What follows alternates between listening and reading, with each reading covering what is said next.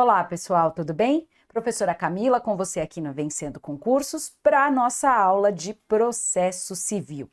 Então vamos lá, deixa eu trazer para você o que a gente vai estudar nessa aula e no final eu vou trazer uma questão a respeito desse conteúdo então que a gente trabalhar aqui na aula e para você ver aí como é que isso pode, aliás, como isso já foi cobrado em prova, tá bom? Deixa eu trazer aqui para você no nosso material. Então, vamos lá. Vamos estudar, então, aqui a partir do artigo 226, lá do CPC. O artigo 226, ele trata dos prazos, e ele vai falar para nós quais são os prazos para o juiz.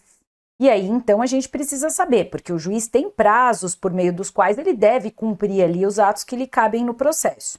E isso é uma situação que a gente precisa ter bem aí, bem clara na nossa mente, porque são prazos cobrados. O que fala o 226 então? Vem aqui comigo, deixa eu colocar aqui meu marca-texto para poder destacar para você. O 226 lá do CPC, ele fala para nós que o juiz terá o prazo de 5 dias para proferir os despachos, o prazo de 10 dias para dar as decisões interlocutórias e o prazo de 30 dias para as sentenças. Então, a gente vai aqui do menor prazo, que também é aquele ato mais, digamos, simplificado, que é o despacho. Aí a gente tem a decisão interlocutória, que é aquela decisão que ela não encerra o processo, mas que ela é uma decisão que tem conteúdo ali, né? Tem o que a gente chama de conteúdo decisório, e aí por isso, né, o juiz tem que ter um prazo maior, 10 dias, e a sentença, que aí sim o juiz pode dar aquela sentença em que ele vai resolver o mérito ou não. Só a título de exemplo, até vou anotar aqui para você, a decisão interlocutória, a gente tem aqui um exemplo que é bem legal para você poder lembrar. É o caso da decisão que o juiz, né, defere ou não a tutela provisória. É por meio dessa decisão, que é dada no decorrer do processo, que o juiz pode ou não deferir esta tutela. E isso é feito por meio de uma decisão interlocutória, tá? Então, nesse caso, só para você ver aqui, né, no PowerPoint que eu coloquei, então, defere ou não a tutela provisória, é um exemplo de decisão interlocutória e o juiz, então, tem 10 dias para dar esta decisão, tá? Bom, e aí eu te pergunto, pode o juiz exceder estes prazos? Então, será que é possível que o juiz não aí, por algum motivo, não consiga cumprir estes prazos? E a resposta aqui que você acha que é? Juiz, né, gente? Juiz pode, né? Então, pode, a lei autoriza, mas, veja, não é algo assim descabido, tem que ter um motivo justificado. Então, o juiz precisa ter uma justificativa para exceder os prazos, tá? E isso vai acontecer por um prazo igual ao que ele tem previsto na lei. Ou seja, na situação do despacho, se ele tinha que dar um despacho em 5, ele não consegue, por alguma razão justificada, tem que dar esse despacho em 10 dias.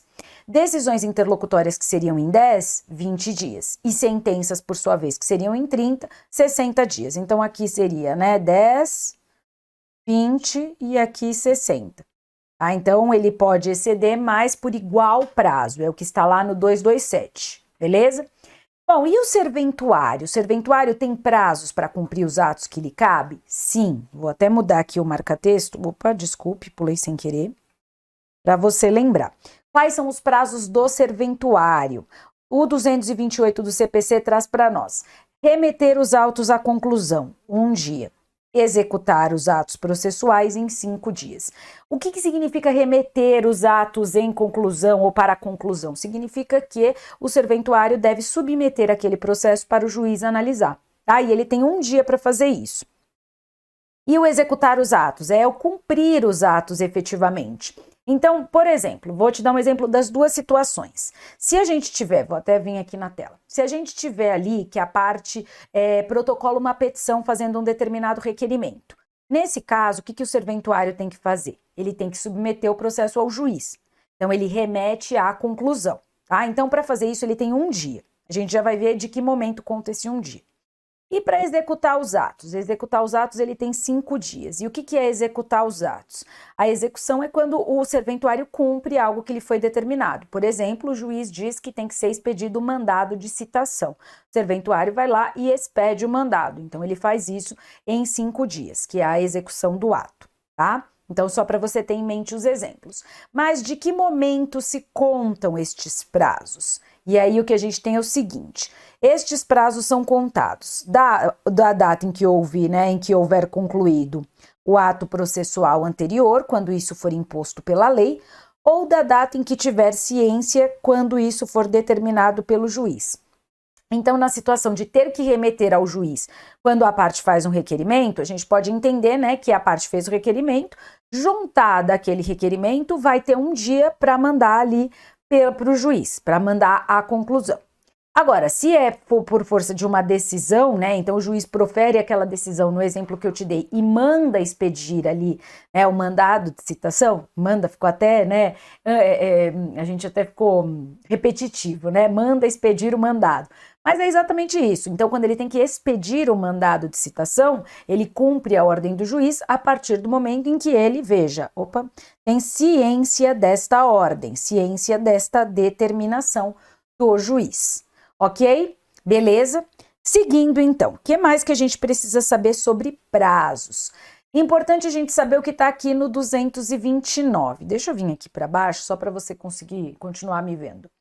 Os litisconsortes que tiverem diferentes procuradores, deixa eu colocar na caneta amarela, de escritórios de advocacia distintos, terão contados os prazos em dobro para todas as suas manifestações, em qualquer juízo ou tribunal, independentemente de requerimento. Então, veja, quando eu tiver ali diferentes procuradores que estão representando aquelas partes, estas partes terão prazo em dobro para se manifestar, tá? Em qualquer juízo ou tribunal. Mas veja, primeiro, não é assim, o autor vai ter um advogado, o réu outro. Não, é quando houver um litisconsórcio. Vou anotar aqui para você. Deixa eu anotar aqui desse lado. Litisconsórcio. O litisconsórcio no processo civil significa o seguinte, significa que eu tenho ali mais de um autor ou mais de um réu. Então, eu posso ter 2, 3, 5, 10 réus.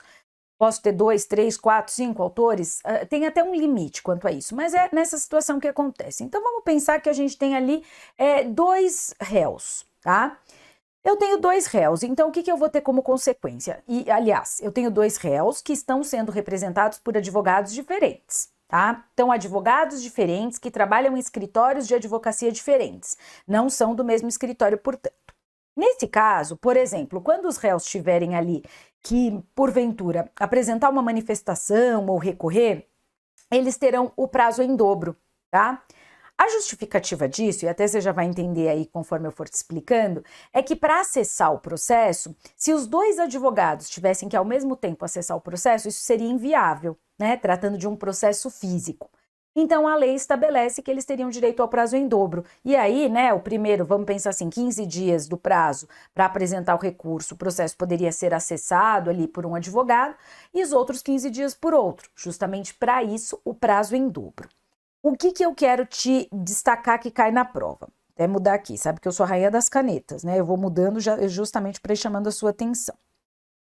Primeiro, eu quero te destacar que isso vai acontecer em qualquer juízo ou tribunal. Tá? Então, em qualquer juízo, a gente pode estar na primeira instância, na segunda instância, no STJ, lá no STF, não interessa. Em qualquer juízo ou tribunal é a regra, né? Então, aqui é uma regra do prazo em dobro quando houver aí litisconsórcio com diferentes procuradores de escritórios de advocacia diferentes. Tá.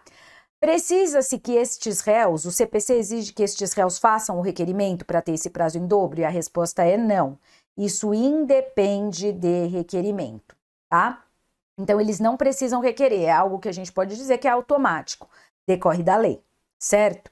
Agora, veja, essa regra do prazo em dobro, ela pode cair, ela pode deixar de existir quando o próprio CPC vai dizer para nós, no parágrafo 1º, lá do 229, que vai cessar, ou seja, acaba a contagem do prazo em dobro se a gente tiver 2 réus e apenas um deles ofereceu defesa. Então, eu tenho ali 2 réus, tá? Os 2 foram citados e tal, prazo em dobro. Só que apenas um ofereceu defesa, o outro foi revel, o outro silenciou ali, não apresentou defesa. Nesse caso, a gente não vai ter mais prazo em dobro, justamente por conta do que eu te expliquei. Se o objetivo era poder permitir que esses advogados tivessem acesso ao processo em momentos distintos, se apenas um apresentou defesa, não tem por que ter regra do prazo em dobro se o segundo não está ali com o advogado, não está se manifestando no processo, tá? Então, essa regra é bem importante. A segunda regra, que muito provavelmente, né, se a gente tiver esse artigo cobrado, pode surgir na sua prova, ela diz para nós que essa regra do prazo em dobro não vai se aplicar aos autos eletrônicos. E aí talvez você esteja pensando, mas hoje grande parte dos processos são eletrônicos, não é? Sim. Então essa regra hoje já é bem menos utilizada, tá? De novo, volta pelo que eu te expliquei. Por isso que eu quis te dar o fundamento primeiro. A regra só se justifica por conta do acesso aos autos. Se a gente tem que o processo é eletrônico, qualquer um dos advogados pode acessar o processo a qualquer momento, inclusive os dois juntos, cada um lá do seu escritório. E não tem problema nenhum, não tem nenhum empecilho quanto a isso. Portanto, não tem esta regra do prazo em dobro quando o processo for autos, né, quando for um processo eletrônico, ou quando for ali um processo que está em autos eletrônicos, tá? Só para dizer que quando eu posso acessar ali o processo, não tem prazo em dobro. Tá bom? Nesta circunstância. A gente até tem outras possibilidades no CPC de prazo em dobro, mas não nesta por conta desta regra. Beleza? Bom, o que mais que a gente tem aqui? A gente tem também o 230. E o 230 fala para nós o seguinte, que o prazo para a parte, o procurador, a advocacia pública, a defensoria e o Ministério Público praticarem os seus atos, ele vai ser contado da citação, da intimação ou da notificação. Bom, aqui é óbvio, né? A parte só pode praticar o ato a partir do momento que ela tem ciência daquele ato que ela tem que praticar, né? Então, o juiz quer que a parte se manifeste ali, por exemplo, quanto a alguma alegação trazida pela parte contrária. Quando é que conta o prazo, né? O prazo vai contar, e a gente já vai ver o 231, vai contar do momento em que essa parte foi intimada, certo? O réu foi citado. Quando é que conta o prazo do réu? A partir do momento em que ele foi citado, certo? Houve uma notificação ali para cumprir uma determinada providência. Quando que essa pessoa que foi notificada tem que cumprir a providência? Falar a previdência, não, a providência, do momento em que ela foi notificada. Então isso é óbvio, né? A partir do momento em que a parte toma ciência deste ato, e isso vai acontecer, seja por meio da citação, da intimação ou da notificação, é que ela vai se manifestar.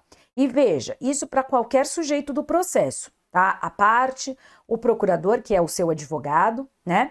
A advocacia pública, que é formada ali, né, pelos procuradores que defendem ali o Estado, o município, a União, as autarquias, enfim, só para exemplificar. A própria defensoria, né, a defensoria que se manifesta no processo ali, atuando em favor de pessoas hipossuficientes, e o Ministério Público, tá? Ministério Público que atua ali justamente nos processos em que a gente tem ali a defesa da ordem pública, né, interesses públicos e sociais envolvidos, que a gente tem interesse de incapaz, que a gente tem litígio coletivo pela posse de terra, seja rural ou urbana. MP atua nestes processos, né? E tem outras situações, mas essas são os que o CPC traz. E aí o MP, óbvio, sempre que ele for ali intimado para se manifestar, ele deve se manifestar, tá bom? Beleza, agora eu quero trazer para você um artigo que é muito importante, que é o artigo 231 do CPC. Esse é um artigo que tem muita incidência em prova. Por quê? Porque ele diz exatamente qual é o dia do começo do prazo, a depender de como foi feita a citação ou a intimação, certo? E faz diferença você saber. Por quê? Vamos dar uma olhada ali já no primeiro, né? No que o 231 nos diz logo de cara. Ele diz, considera-se o dia do começo do prazo, primeiro, a data da juntada aos autos do aviso de recebimento, quando a gente tiver uma citação ou intimação que foi feita pelo correio. O que é o aviso de recebimento? É o famoso AR, né? O AR é aquele documento que o correio emite, né? E quando ele envia uma correspondência, essa correspondência foi entregue para aquela pessoa, para o destinatário, vai vir ali uma resposta de que foi entregue. Se esse destinatário mudou, se ele é desconhecido no local, se não tem o número, o correio preenche sempre essa informação. É aquela fichinha que a gente vê ali, né? E que vem com essa informação. E essa fichinha vem de volta para o remetente. E aí é que se sabe se foi recebido ou não pela pessoa.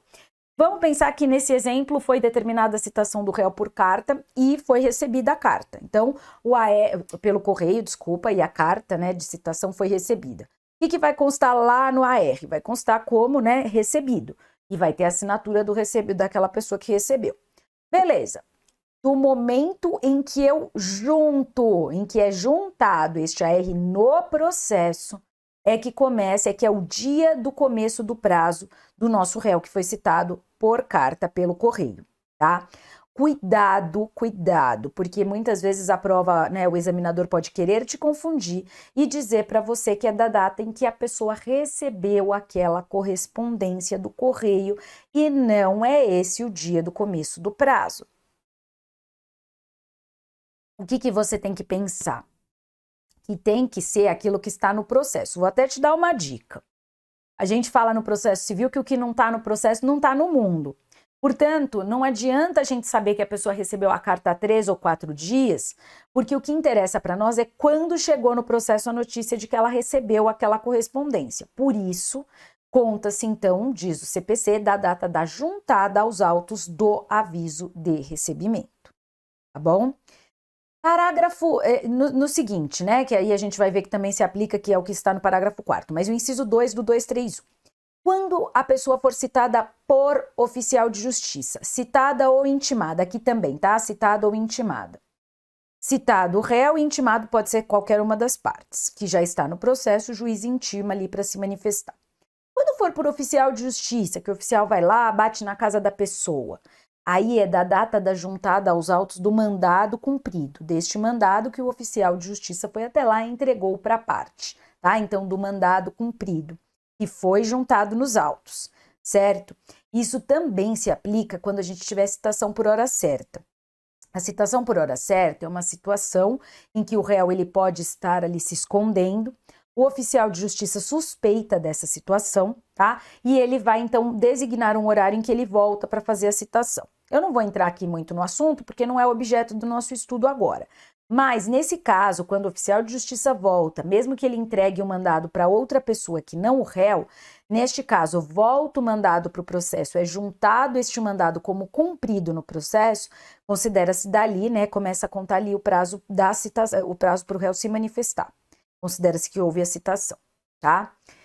Bom, aqui muda um pouco na sequência. Por quê? Quando a citação ou a intimação acontecer lá no cartório, por meio de um ato do escrivão ou chefe de secretaria, quando é contado o prazo da data em que essa situação efetivamente ocorreu? Então, vamos pensar que o réu, ele chega lá no cartório e quer ver o processo.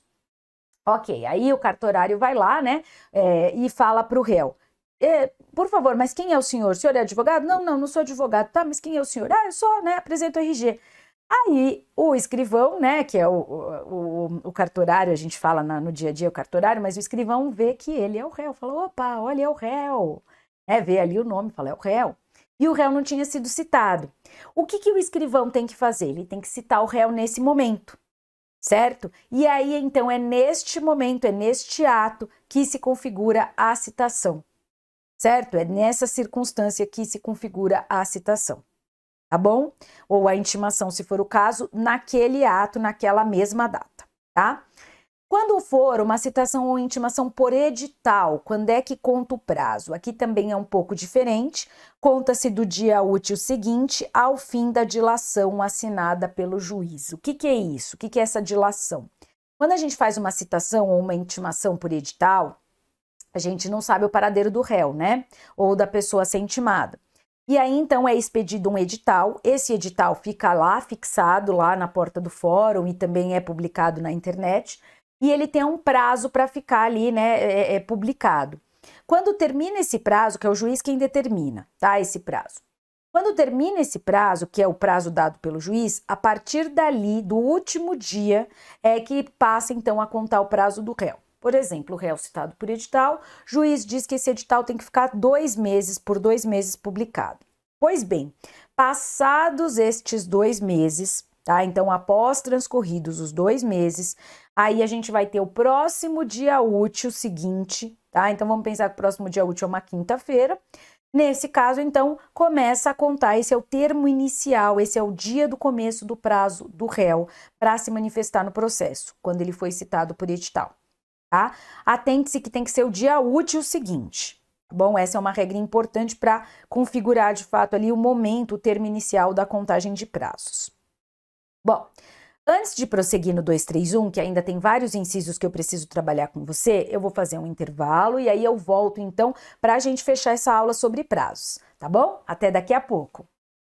Olá, tudo bem com você? Seja bem-vindo ao Vencendo Concursos. Você acaba de assistir a uma aula, uma parte das muitas aulas que nós temos aqui no Vencendo Concursos para o curso Gabaritando Escrevente TJSP. E olha só, eu tenho uma excelente notícia, né? Você quer continuar estudando aqui com a gente no Vencendo Concursos? Então fica até o final, tem um recado importante para te passar. Eu quero aproveitar esse finalzinho, e eu sei que você vai ficar aqui comigo, porque se você chegou até aqui assistindo a esse vídeo é porque você gostou da aula, não é verdade? Então vale a pena você ficar mais alguns minutinhos. Eu tenho algo para te dizer. Nós criamos o Gabaritando Escrevente TJSP para que você seja aprovado nesse concurso Tribunal de Justiça. São 400 vagas imediatas, mais toda a lista de habilitados que eles vão provavelmente chamar no decorrer do prazo de validade do edital do concurso. E eu quero aproveitar e mostrar para você quais são as vantagens de você se tornar membro aqui, aluno do Vencendo Concursos, para o concurso do TJ. Então visualiza aí comigo. Olha só, vantagens do curso preparatório. Primeiro, você terá no curso acesso imediato. Isso significa dizer que no momento que você adquirir o curso preparatório, você receberá no seu e-mail os dados de acesso. Chega para você rapidinho aí, coisa de 1 minuto, 2 no máximo, tá? Você recebe na sua caixa de mensagens. Normalmente chega na caixa de mensagens principal, mas pode ir para o spam ou para promoções. Então dá uma olhadinha nesses 3 lugares, tudo bem? Além disso, você vai ter acesso ilimitado, poderá assistir às aulas quantas vezes você quiser. E melhor, hein? O curso terá validade aí de 1 ano de acesso. E sabe por que isso é uma grande vantagem? Eu vou te explicar. O edital que foi publicado foi o edital para a comarca da capital. Tudo bem? Então as vagas estão vinculadas à comarca da capital. O que isso significa? Significa que provavelmente, em breve, teremos um outro edital do concurso TJ de São Paulo para o interior, que é normal. Inclusive no edital anterior, eles tinham unificado, ok? Saiu um edital com vagas para a comarca da capital, litoral e interior. Provavelmente, né, por conta de ser agora só vagas para a capital, provavelmente nós teremos mais para frente um edital para o interior. Então, esse curso é válido tanto para um como para outro, porque a matéria é a mesma, né? Então, essa é a grande vantagem de você adquirir o curso por aqui e tendo acesso durante 1 ano. Bom, você vai ter teoria e questões comentadas no curso. Aliás, são centenas e centenas de questões comentadas pelos nossos professores e isso faz toda a diferença na sua preparação. Você também terá material em PDF, que são os slides que os professores utilizaram para as aulas, porque as aulas são em vídeo, tá? Para você aproveitar melhor ainda o seu curso preparatório. E olha só, gente, essa novidade. Bônus! Você terá 3 bônus incríveis aqui só no Vencendo Concursos, hein? Caderno de questões gabaritadas. São milhares de questões gabaritadas para você treinar, exercitar, tudo bem? Então, no decorrer aí do seu estudo, você vai resolvendo as questões do caderno de questões. Por que isso? Para você não ter que sair da nossa plataforma. Você vai encontrar tudo o que precisa. Além disso, você também terá direito a 2 simulados que faremos. Esses simulados são questões comentadas em vídeo. Olha que top! Você recebe seu simulado, você faz, recebe também o gabarito, evidentemente, e depois nós publicamos aí os vídeos comentados pelos professores, ok? E essa é uma grande novidade também, gente. 10 aulões ao vivo você terá direito, tá certo? São 10 aulões ao vivo. Isso aqui é fantástico. A partir de março, tá? Nós vamos começar com esses aulões ao vivo, porque vamos dar um tempinho para você ir assistindo as aulas e aí começaremos a marcar os aulões, beleza? São mentorias que nós vamos fazer das matérias, tá? Então, a gente convida um dos professores, por exemplo, professor de português, professor Dorival Conti Júnior, vai marcar uma data e ele vai ministrar uma aula ao vivo para sanar dúvidas, trazer mais questões, ok? Para vocês. Isso é fantástico, tá? Também teremos aqui um grupo de estudos, um grupo no WhatsApp, melhor dizendo, tá? Grupo de estudo, não sou muito fã, não. Acho que você tem que estudar, é individual, é assim que passa em concurso, é assim que eu passei, e é assim que eu conheço que as pessoas que passaram em concurso também, tá? Mas um grupo do WhatsApp é interessante, não para você ficar interagindo, mas para você receber as notificações, atualizações. Beleza? Olha só, pessoal, o valor desse curso preparatório com todas essas vantagens que você está vendo. Valor de lançamento, hein? De R$ 497 por apenas R$ 247 ou 12 vezes de R$ 24,65. Mas olha o que a gente aprontou. Você vai entrar em contato conosco e vai receber um cupom de desconto especial de 20%. E esse cupom é válido até o dia 20 de fevereiro, tá? Então você está me assistindo aí, é antes do dia 20 de fevereiro, corre e solicita o seu cupom de desconto. O que vai acontecer? Esse valor que já estava em conta, R$ 247, vai ficar mais em conta ainda. Com cupom de desconto, o curso vai cair para R$ 197 ou 12 vezes de R$ 19,65. Tudo bem? Como que você vai fazer para adquirir o seu cupom de desconto? Você vai entrar em contato pelo nosso WhatsApp, Central de Atendimento, 11 97465 6052. Tudo bem? Aí um dos nossos consultores vai atender você. Você vai falar assim, quero o meu cupom do TJ. E aí ele vai encaminhar um link especial para você utilizar e também um cupom de desconto que você vai aplicar. Tá certo? Beleza? Show de bola? Então, comece logo seus estudos. Se você, por acaso, estiver assistindo esse vídeo depois do dia 20 de fevereiro, clica no link abaixo aí, na barra de descrição, vai ter o link do curso preparatório, você será redirecionado e por lá você conseguirá fazer a sua matrícula no valor, né, de R$ 247. Ou entre em contato pelo WhatsApp, quem sabe tente aí algum desconto, se não for 20%, converse lá com os nossos consultores para ver o que eles conseguem para você, tá bom? Gente, um grande abraço para vocês, vou ficando por aqui e a gente se vê, claro, na próxima oportunidade. Continua firme e forte aí que vai dar tudo certo, você será aprovado nesse concurso. Principalmente fazendo parte aqui do Vencendo Concursos, porque aqui você vence. A gente tem vários depoimentos aí de alunos que já foram aprovados, inclusive nas primeiras colocações. Então vem estudar aqui com a gente. Valeu e até mais!